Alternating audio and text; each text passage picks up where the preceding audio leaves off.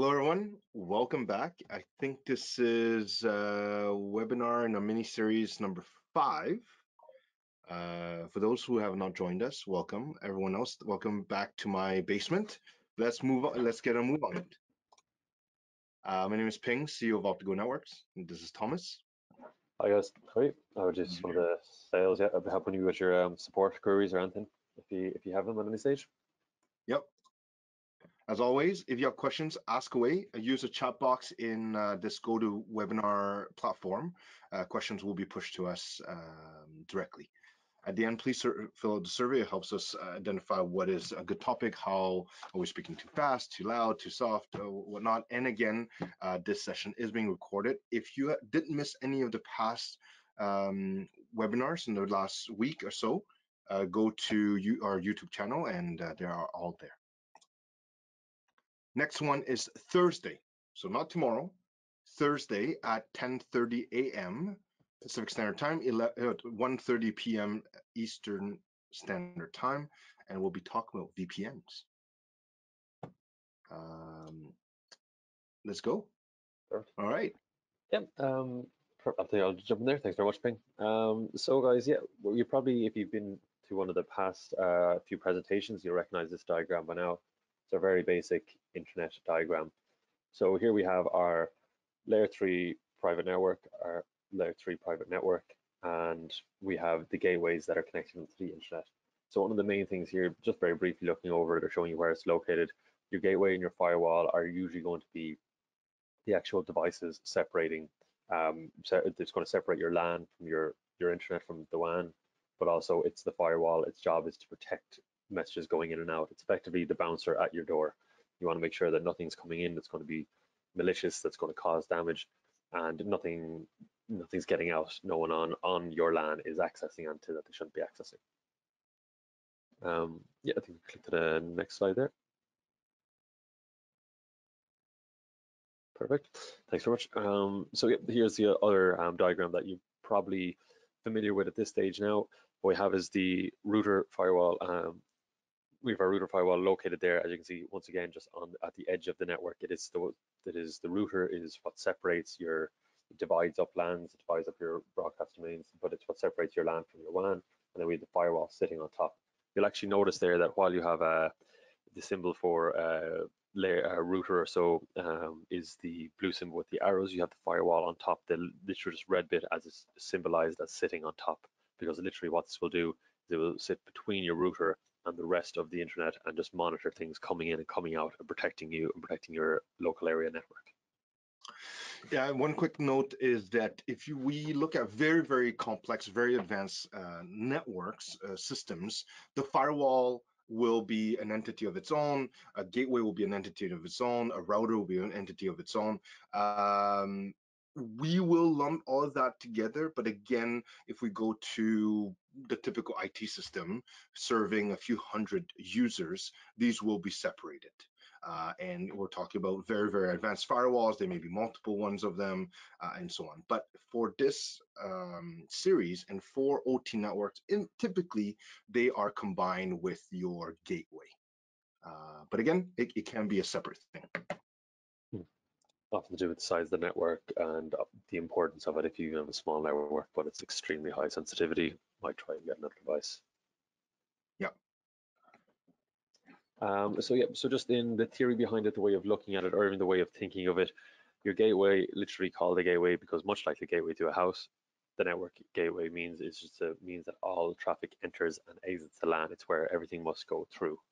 So by definition, the gateway, it is a router, it is the thing that separates, it is the point that everything goes through. You'll also hear of a default gateway, but the default gateway, it is different to a gateway in that the default gateway is the default route that messages or traffic is sent out when the destination is not found on the LAN. So if we don't know where it is and we haven't got a known route to how to get to it, we have a default gateway that we're going to send it out. That's going to be just here, send it out this door out into the world, or trying to find where it is, because it is a slightly different term, because there are some networks where you could have differences here, but as a general thing, they can be sometimes accidentally interchanged. But just note they are a default gateway and a gateway in general are not always the same thing. But yeah, the gateway is just all traffic in and out. Yeah, so that's one thing that Tom is pointing out, and it's important again for we bring it back to understanding the vocabulary to be able to speak with our counterparts at IT or vice versa. Uh, Technically speaking, gateway is a box. It's a device that separates the private LAN from the public internet, typically. But sometimes we refer to like, what is your default gateway as an IP address to the default gateway. So again, in this situation, we're talking about the gateway being the box that separates two networks. And when we say about the default gateway, is the IP address to the default gateway. Thanks very much. So gateways and network address translation. So what network address translation is as the name is, it's translating your network addresses from private to public IP addresses. So as an example here, you see you have two different IP addresses that would be on your network. We have our 192.168.1.5 and we have our 192.168.1.7. They'd be coming on different ports. We can have different means of how they're trying to access the internet, what they're trying to get. But they will be translated to the one public IP address with a different tag attached. So what that does is it allows us to have multiple addresses, multiple private addresses using the one public address, and us being able to know which is which. So as you can see, just another example there, we have our 192.168.0.5.6.7. Then we have a router with NAT, and your gateway, you could have number it could all be in the one. If it's smaller, you could have a number of more routers between devices in your internet or where your destination is. But you can see here, the single public IP that is on the internet or that is being used by this LAN is 206.12.0.100. Now, a bit of reasoning behind this, we would have thought that we would have been pushed to IPv6 quite a bit sooner.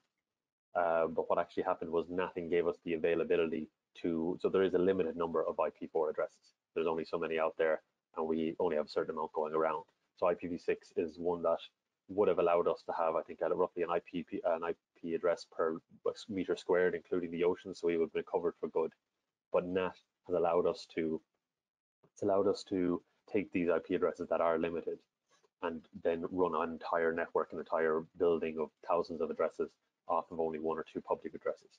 Now, these are managed by governing bodies such as IANA. I believe that's the International Association of Network Addressing. So it is just these, it is all monitored, and there is only a limited number out there. NAT has helped us with this, and that has allowed us to translate addresses to keep us on our IPv4s. Now, while originally it was believed that it was just to help, we would have forced IPv6, and that was created to prevent this, it's actually been found quite useful for its security features and for an extra, almost, you have people refer to a NAT firewall, which in itself isn't quite a device, it isn't quite a thing, but it's just an example here of an extra level of security that can be had. So as you can see here in this diagram, if you have a number of devices trying to connect, trying to use your LAN and trying to go out to the network, you'll see here IPv4, IPv6, or ones using IPv6, they won't work on this NAT because you need an IP4 address. It is actually a complete exclusively IPv4 based protocol or protocol. So it would be used for only IP4 addresses getting out. So as you can see there, only the IPv4 device using the IPv4 address is able to get out to the network. That minor thing, if you can monitor your addresses on your network, but the bigger advantage of it here is, as you see, that green line, that traffic is going out. It's going out through the network. It's going out through the firewall. It's being allowed, but your NAT firewall, sorry, not just general, and it is going out to the internet to our servers. So let's say we're trying to contact Google and go to Amazon. But when we're coming back, you see, if we have two potential attackers, those attackers not only have to know the public IP address of my network, but they also have to know the exact tag that's being used for my user on that network. So they're not getting to see the full IP address. They're not getting to see the IP address of my actual device or that my device thinks it's using. So as a user on a network sitting in an office, I'll have what I see on my computer as my IP address. That's not going to be the one that's being seen out in the internet. And this just prevents it, adds another little step, another level of security, which actually wasn't the original intention behind it, but allowed for it allows for making things more secure. And so in the two of them, these gateways using that can just allow a lot more people, can allow an extra little level of security, and allows us to just keep using IPv4 public addresses. Yeah, so a couple notes on that. For those who like history, network address translation, Nat, not as Natalie, who's running this webinar behind us, is a fascinating technology. Really, it was created out of necessity, as Tom said, and turned into one of the most important technology in networking to be able to prolong the life of IPv4. Some people would say that we should have been forced to go to IPv6 sooner, and that's fine. But as Tom said, it also created a level of privacy. So my house has multiple devices, and when we go out to the world, anyone looking from the outside world looks like our IP address that's assigned to a router. So there's a level of privacy, so my kids' iPads don't show up on the internet. They cannot be uniquely identified. They can identify the household, but cannot identify the unique device, which is also a problem, because now if we want to control every light bulb, now we have to go in and go through an application layer and then identify each light bulb separately. If we went to IPv6, every light bulb could have its own IP address and be able to directly be identified. And also, you would have that feature just on your firewall in general. If there's someone coming in, they won't be able to identify which user it is. But obviously, if you own the network and you have access to this firewall itself, you can see you can see which tag associates to which private IP address, and you can see who's accessing it yourself. So here's just a firewall again. You see you can block traffic. So we have details here of different traffic coming in and out. You have 3 networks now here. They're all green. We're going to assume that all these guys are doing their work and they're well behaved.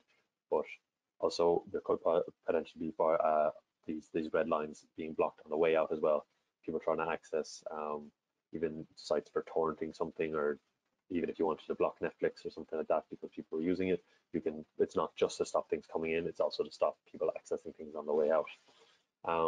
So it permits and blocks traffic based on rules that you make, and these rules are called, or usually considered, they're put in a list called an access control list. So it's, are you allowed access to the site? You've got control over who's allowed access what. Now, one thing to note with these, if you're building these or configuring these or with firewall rules, they are very yes, no, permit, deny, fairly kind of they're not too, you can't make them too intricate. They are too complex a lot of the time. They tend to be allow traffic going to here, allow traffic coming from here, deny all traffic to or from this website, deny all traffic from this IP address because we found some spam or something a lot of time coming from here. And then you will always have to end your access control list with a deny all or a permit all. So just deny or allow all.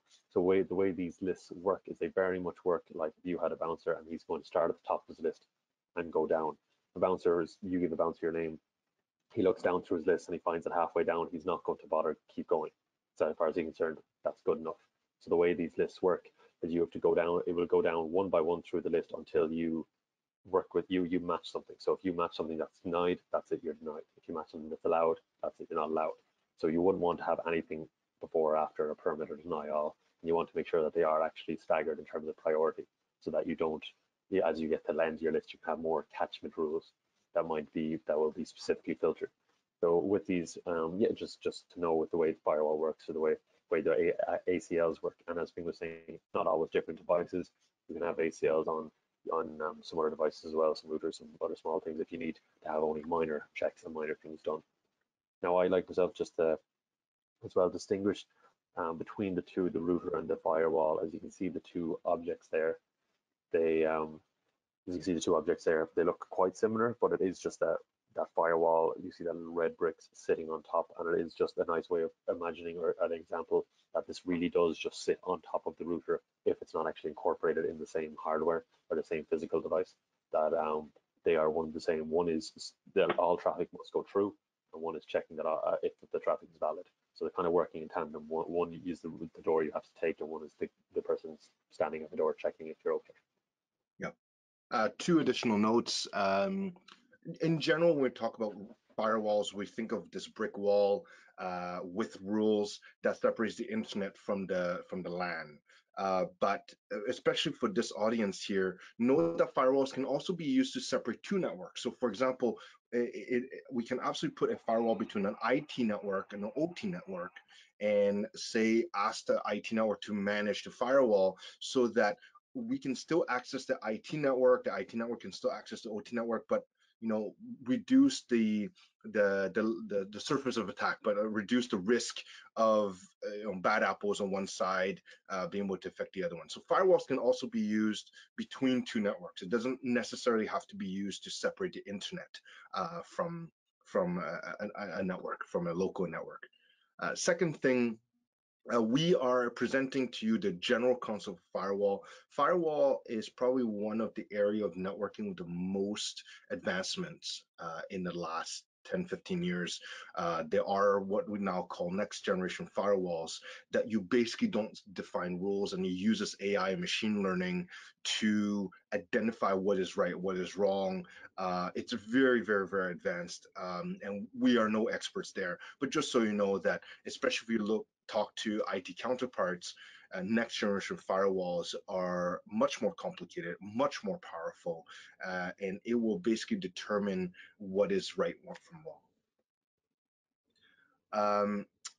Before we move on to the next slide, I think it's important to understand that firewalls are brick walls and you punch holes through them. So this example here, number one, allow all traffic from 47808, so back zero, right, backnet port. It means that this hole at UDP port 47808 is open. You can leverage this hole to do other things, right? And with a rule that simple, it also means that any traffic from anywhere leveraging UDP port 47808 can get through. Now you can make the rules more sophisticated by saying only from this IP address, only during this time and that time. But in general, it is creating a hole. You can try to shape the hole the way you want it and open or close it when you want it. But in general, it is a fixed rule. So we're not going to dive into it today because that is our next session on Thursday. But VPNs are very complementary to firewalls, right? So that's creating now a door with an access control through your firewall, saying unless you have the right credentials, unless you pass the right checks, and I'm going to encrypt things properly, you are not allowed in or out. So VPN is a very, very strong complement to firewalls, and we will discuss that more on Thursday. Tom, anything else you want to add? Yeah, no, very much. Yeah, we could probably add a bit more on VPNs there, but I suppose we'll probably stay off that and we'll get delve into that in the next topic. But yeah, no, very much added. I think with, as you were saying there, with security getting increased, especially with some wireless and stuff that you don't actually physically have to get a cable and get into a comms room and plug yourself onto a network. With the wireless and everything, it has definitely increased in security. Is the constantly growing battle of keeping ahead of anyone who would, if had means or it had reason to want to cause some damage or do anything malicious. But yeah, no, I think that's that we're covered. We'll probably open up to some questions there if anybody has any. Yes.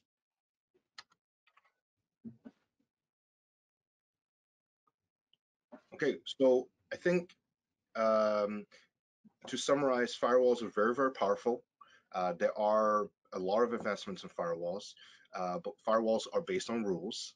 And typically firewalls do not, there's no concept of authentication and encryption, which comes in with VPNs. And they are very good at blocking certain type of traffic. If we look at OT systems, firewalls can be used sometimes in multiple layers to create a level of security.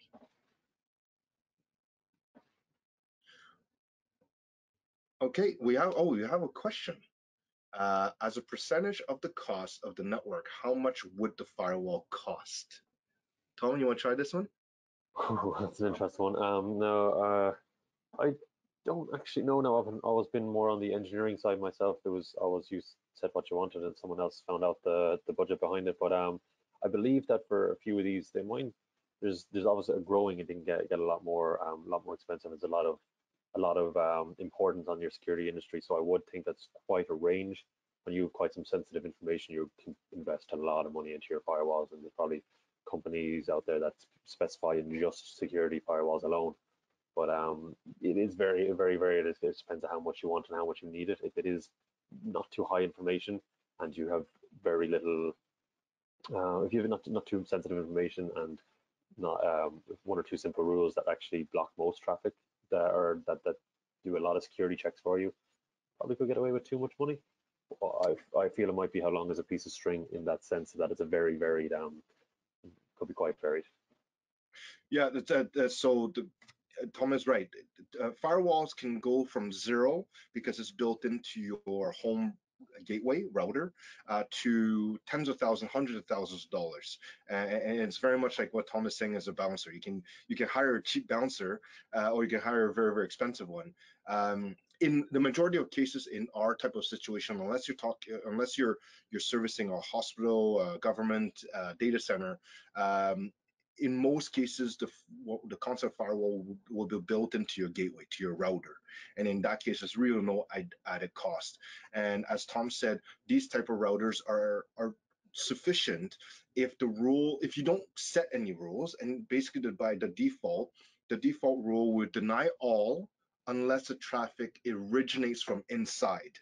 That's how your home gateway works. Your home router basically blocks all traffic unless traffic originated from inside. So when I open up a browser and I go to www.optigo.net, it creates an opening. It coordinates the traffic with NAT, with the network address translation, and the firewall will now know, okay, it is reaching this IP address. I expect the server to reply on the same port. I will let that traffic through. So that type of firewall, basically, there's no added cost. And again, for us, from this educational track purposes, firewall, think of it as a function of a larger device called the router or the gateway. So for example, if you work with Optigo and you create a network, you'll have a bunch of switches and you'll get one router, and the router will do network address translation. It will do routing of layer 3 IP address devices, and it will do a firewall. All three of those will be built into that, and a DCP server and a DNS proxy, and all these things are all built into it. So firewall is a function of a router in this case, but firewall can be dedicated as a device. Okay, if there are any other questions, please don't hesitate, reach out to us through support@optigo.net. Thomas is at the other end of it, and we will help you. If not, we will see you on Thursday in 2 days at 10:30 a.m. Pacific time or 1:30 p.m. Eastern time. And again, this is recorded, will be available on our YouTube channel. Thanks so much. Stay home, stay safe. Thank you, everyone. Take care.